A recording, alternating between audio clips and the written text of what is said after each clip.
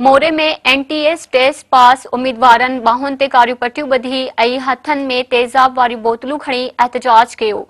Farooq Core i, Fayaz Core i, Gulsher Solanki, Sajjad Solanki, Khalid Chanu, Abdul रहीम Malik, Nisar Malik, Ghulam Rasool Zardari, Waseem Solanki, Sajid Core i, Mohammad अमीन ऐं ॿियनि press club आॾो एहतजाज कंदे नारेबाज़ी कई।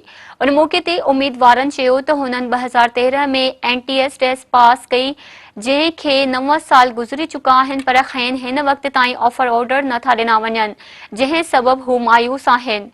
हुननि वधीक चयो त वज़ीर आला सिंध आईबीए टेस्ट जे उम्मीदवारनि खे 40% ते पास करण जो ऐलान कयो आहे, जेका साणनि सरासर नाइंसाफ़ी आहे, जॾहिं त हुननि एनटीएस में 60% खां 80% मार्कूं हासिल कयूं हुयूं।